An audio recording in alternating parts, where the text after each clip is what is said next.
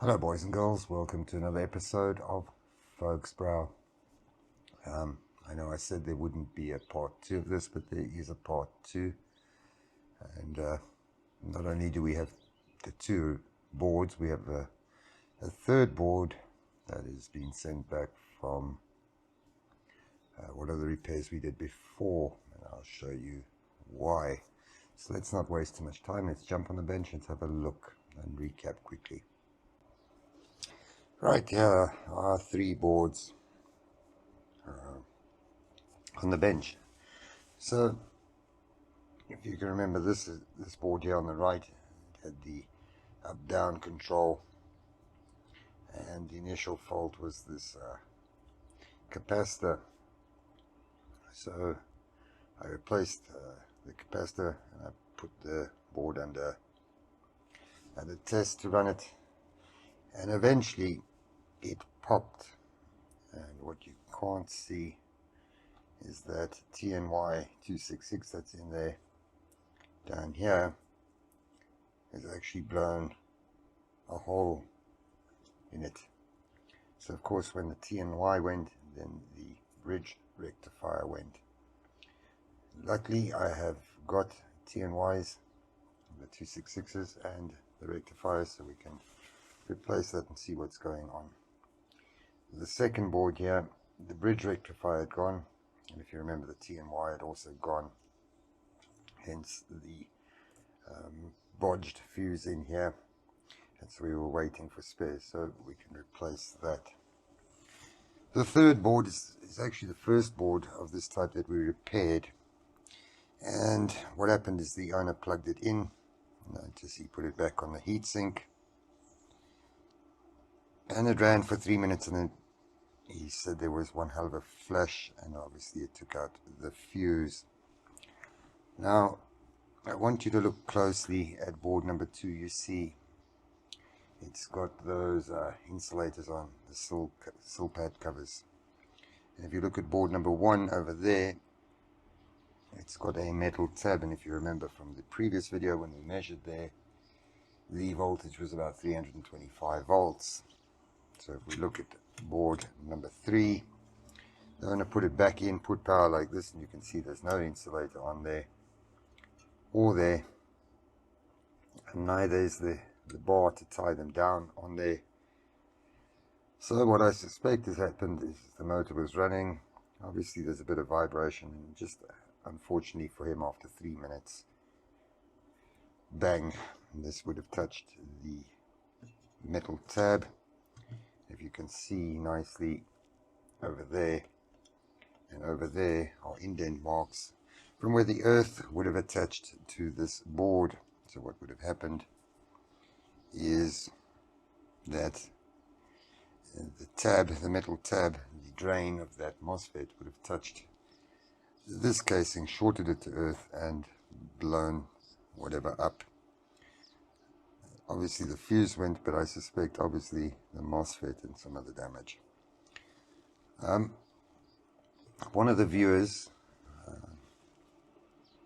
asked some interesting questions, so I want to come back and answer that quickly. So one of the viewers asked about this relay. Is it there for inrush current protection? And I'd never looked at that part of the circuit, and I'm saying what my comment back to him is correct. If we look at the back of that capacitor, there's a nice big resistor in there. So what happens is the AC comes through, gets rectified, goes through the circuitry, charges that capacitor. That resistor is in series back to the neutral. So that's to limit the inrush current, that resistor. That relay only switches on when this part of the circuitry down here is healthy. In other words, this offline switcher and the microcontroller and its logic. So no, the relay is not there to switch over for inrush current. The relay is there to switch in when this part of the circuitry is healthy. So what I'm going to do, we know what we need to do on these two boards. Let's take this board out of the heatsink and let's have a look, see what's wrong. Right, so the board is out of the heatsink. Let us check. The first thing I'm going to be worried about is obviously the FET and the flyback diode. So we'll just switch my multimeter to diode check. You're familiar with this. We'll measure between the gate and source. Well, that FET's gone. Let's measure between. We'll just reverse it to make sure. Yeah, definitely the FET is gone. Let's measure the flyback diode. One diode is fine. We'll measure the other way, the other diode.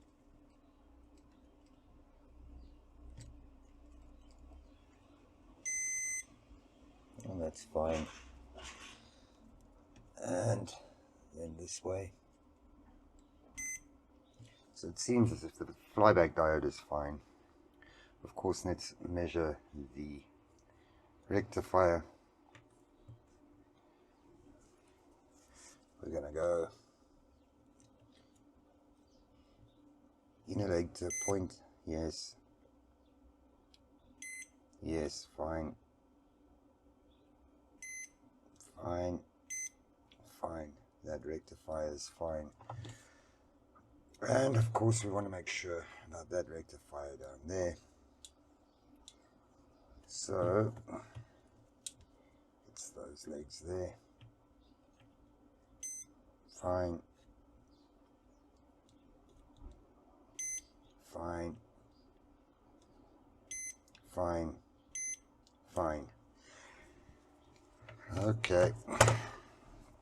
So let's also just check that fuse down there. That's fine. So I don't suspect any damage down here. Of course we can check them, but I'm not worried about it. We know that FET up there is blown. So let me get the parts together. We'll come back, put them in on the three boards. I'll just replace them all quickly. I'm not going to solder it online. I'll do it offline quickly, and then we can have a look-see. For those of you playing along back home, the FET is 15N60, 15N60, and on this one, let's see,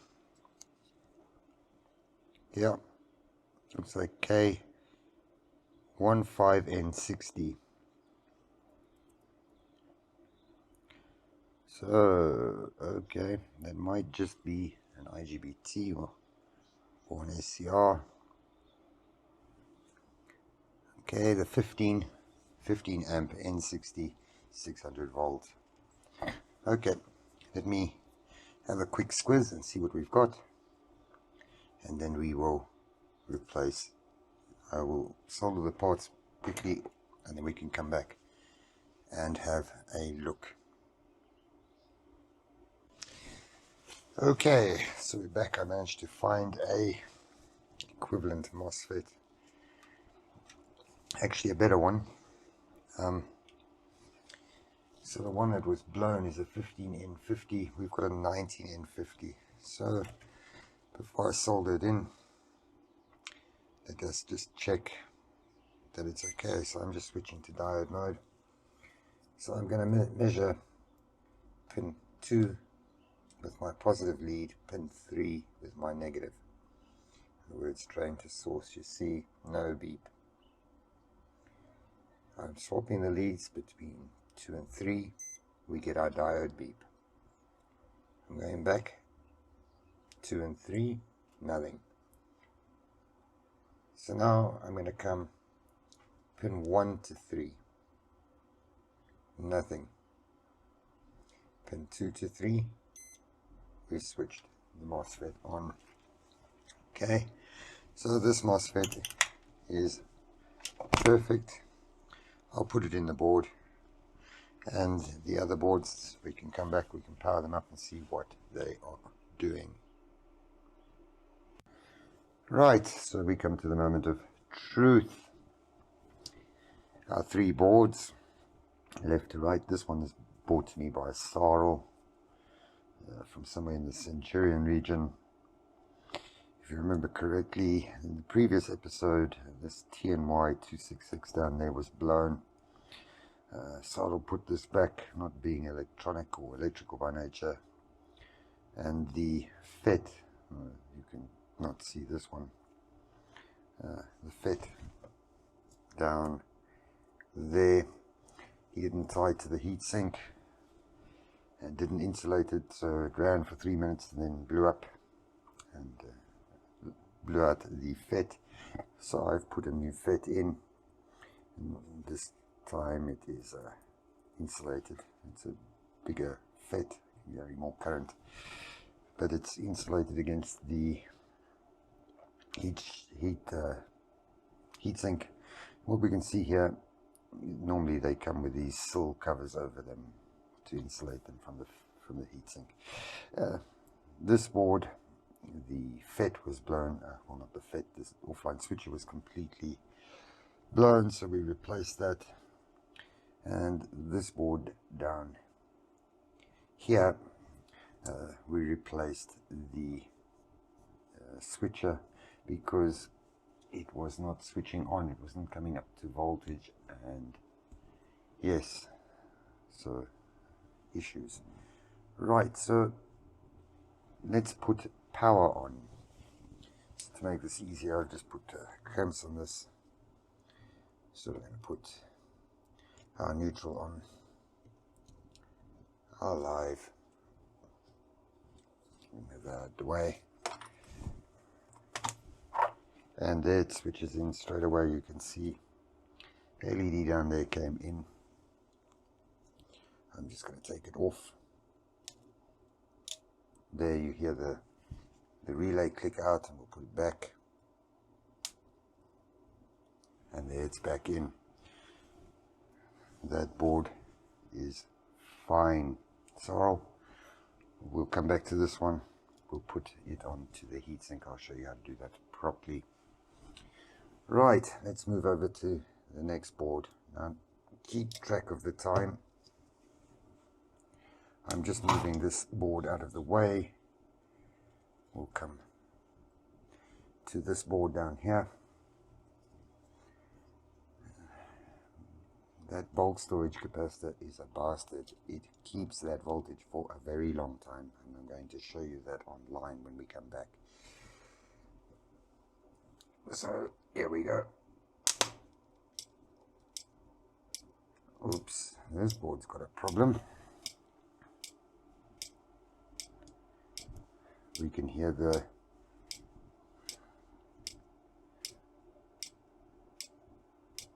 safety relay clicking in and out. Okay, we'll come back to this board.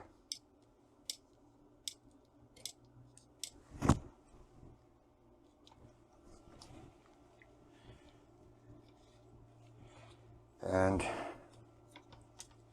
our last board.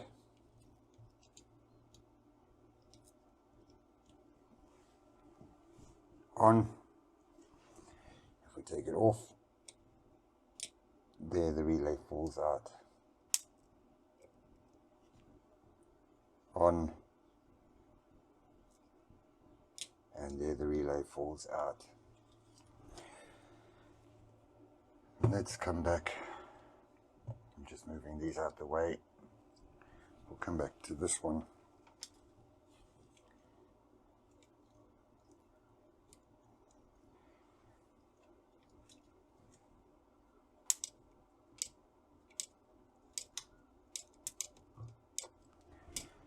Right.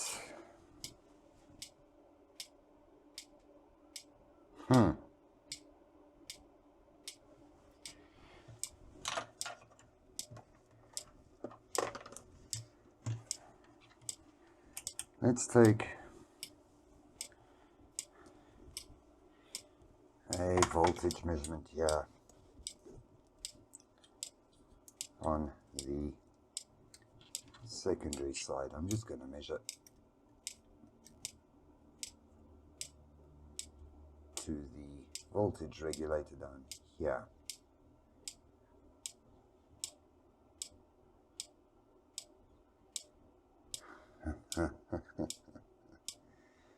Okay, so it's starting and stopping, starting and stopping. Right, let me get the data sheet and we'll come back and have a look. So, if we have a little squiz at this data sheet for this offline switcher, what we can see is we've got our rectified DC mains. In other words, that small little rectifier down there, it goes through a switching transformer, that transformer there, and here's our offline switcher. We don't have that resistor up there in this circuit. We do, however, have this optocoupler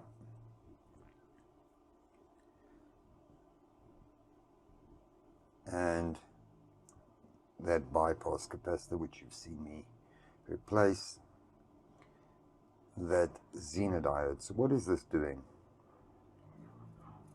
It's measuring the voltage. The Zener will pass over a certain voltage. That current will flow through, turn the optocoupler on, and drive that enable pin. And resistor there is just for current limiting. So let's have a little bit of a squeeze further in the data sheet.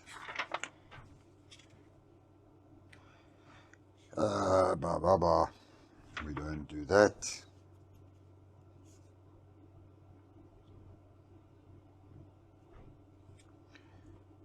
What else do we see in the data sheet?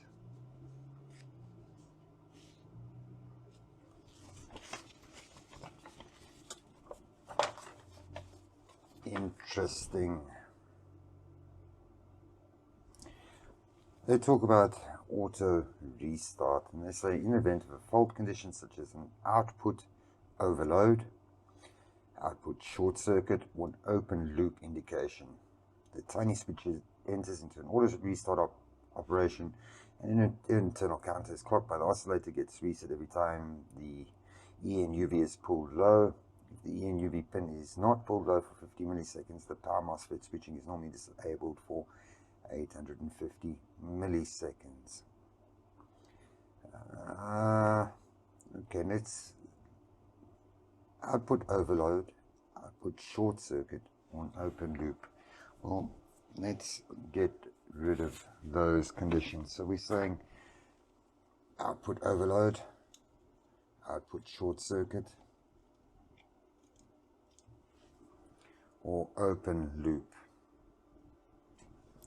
We'll just put this back in focus. I'm going to plug the mains in, and there it goes. So what I'm doing, I know this looks strange, I'm just putting lighter fluid on the board. You may be thinking, is he crazy? Does he want the board to burn up? No. Let me zoom in a bit for you. So I've zoomed in a bit, and what you can see, that chip is still wet, that chip is still wet. All these chips are pretty wet. All I've done is I've put normal lighter fluid over it. Doesn't need to be a brand name. I'm using lighter fluid because it's a bit more viscous. You could of course use isopropyl. The lighter fluid will evaporate slower, giving me a chance to see better. So of course nothing's evaporating, so we don't have an output short circuit.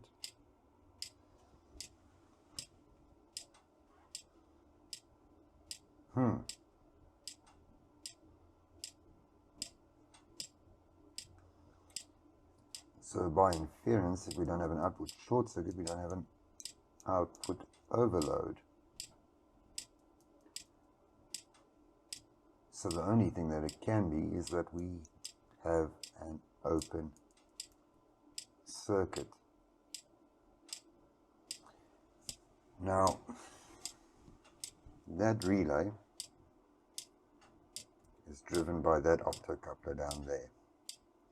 And if you trace that optocoupler, it comes all the way down to somewhere down here on this microcontroller.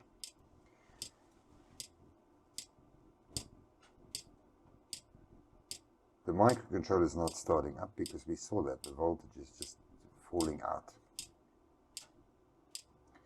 So the microcontroller is trying to start, bring the relay in, the microcontroller stops, brings the relay out.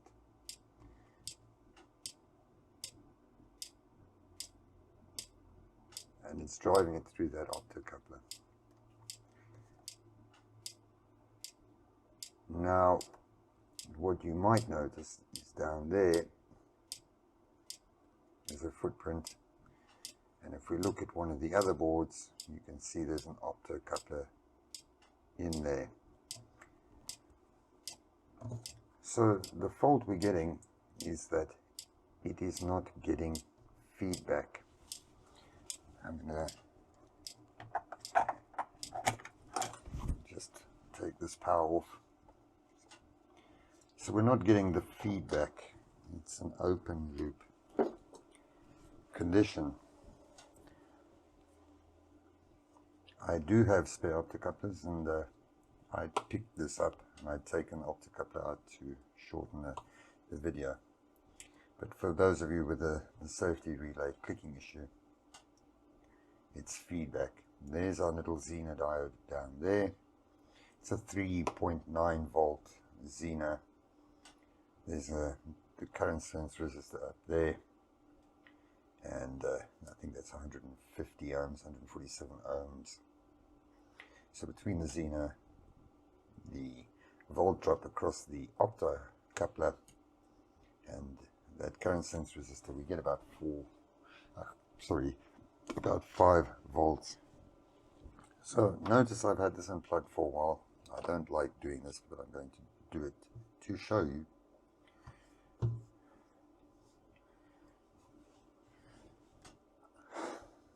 I've warned you about this safety capacitor. Here we go.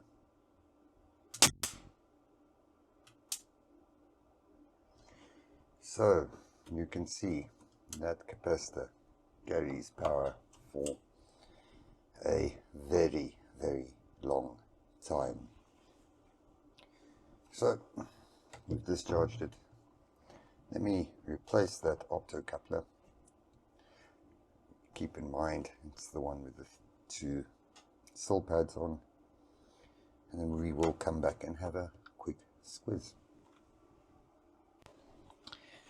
So here comes the moment of truth. As you can see, I've replaced the optocoupler down there. If you're wondering what optocouplers I'm using, I couldn't get the original one, so I'm using KB817. Very similar characteristics. Okay, let's put our live and neutral on before we plug it in.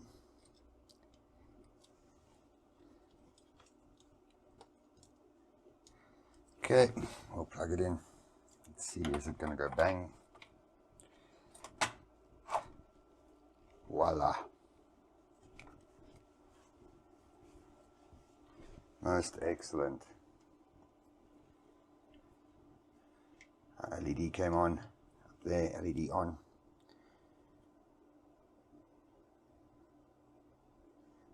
Let's take the neutral off. There, the safety relay kicks out. Put it back on. And let's just have a quick measure here. I'm just going to move it over a little bit so that you can see.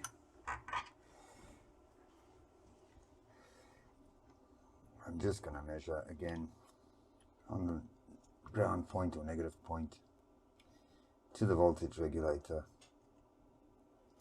Constant 3.3 out.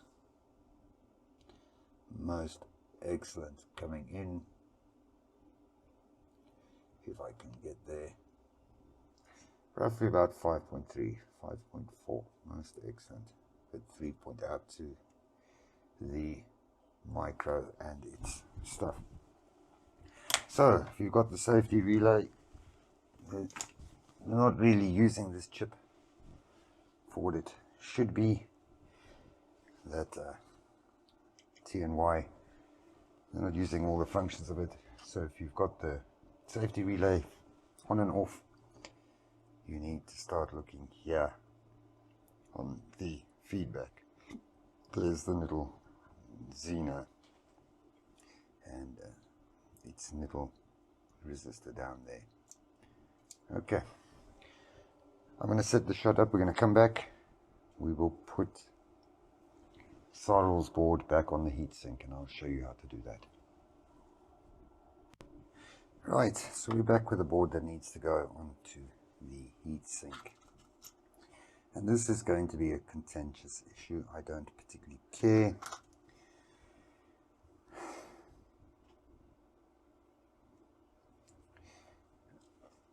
First things first, you'll notice this one, the fit that we replaced here, does not have a metal tab, so it's insulated from the, it will be insulated from the heatsink, the earth. The other thing is how much to put on. Now remember, if you're putting on thermal compound, you are creating a resistive layer, and the heat has to get through that resistive layer. So you don't want too much compound and you don't want too little. So here's our heat sink. The first thing I'm going to do, I'm just going to give it a little bit of a rub down, clean it with some isopropyl alcohol so that it is nice and clean. The other thing that you can see is here there is some pitting on the metal. That is obviously where the mains earth straps onto the heatsink. Now not all heatsinks will be earth referenced, but in this case it should be because it's a safety issue. So yes, so we're just going to give it a nice wipe down.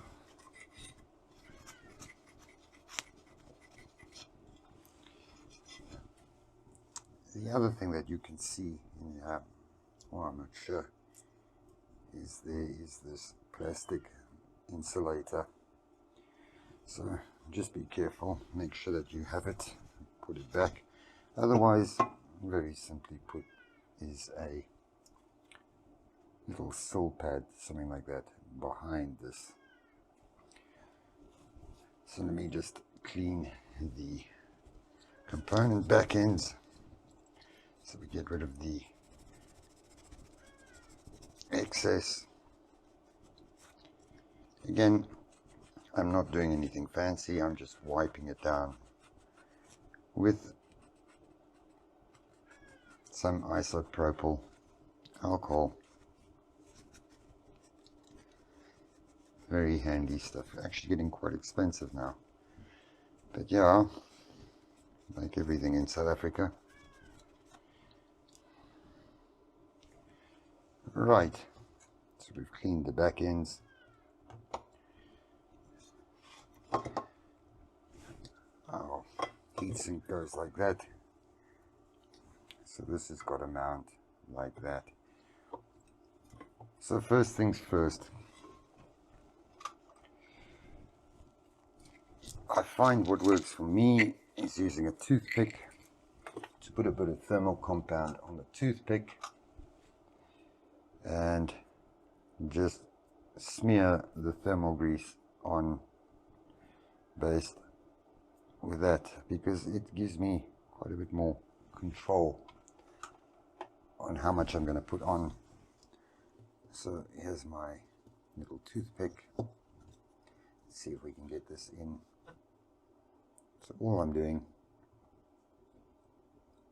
is that. See, I'm not putting much on.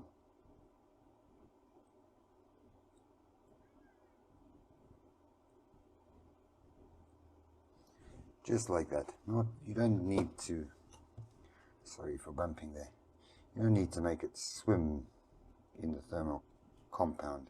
You know, the thermal grease is not, you don't want it to create another resistance barrier. You want to get rid of the heat, not keep it in the component. And we'll put a bit here on the rectifier.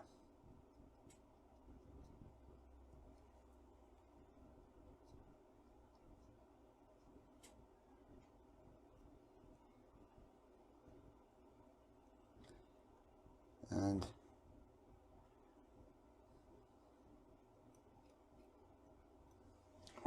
that is that. Of course, everybody has their own theories on this, and good for them. I don't care. I'm not interested in getting in a flame war about it. So all that happens now, the board goes onto these standoffs and it clips down. Now what you can see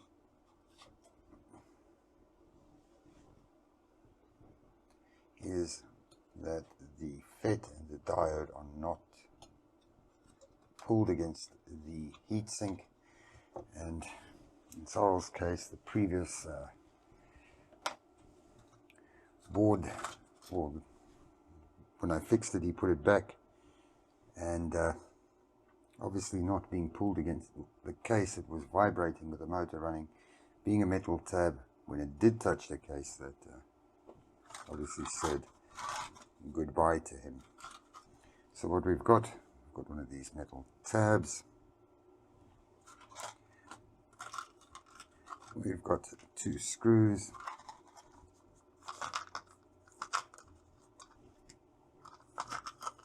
A nut,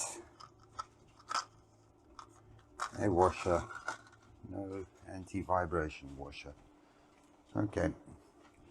Anyway, I'm going to just put this back. You can see the holes that line up there. So I'll put it back off camera. We'll come back with switch power on. Right, heatsink is back on. And what you can see, that bar that pulls it against the heatsink, pulls the diode and the FET against the heatsink, is threaded, so it doesn't need the nut. But what is missing, which I didn't see in the pack of goodies, is there's a bar missing for this heatsink. So obviously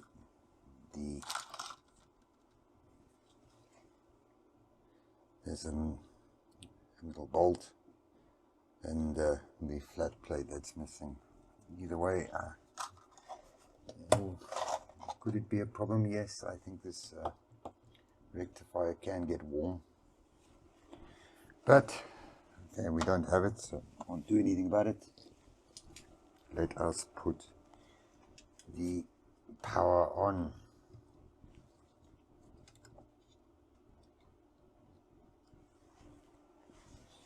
Okay, here we go.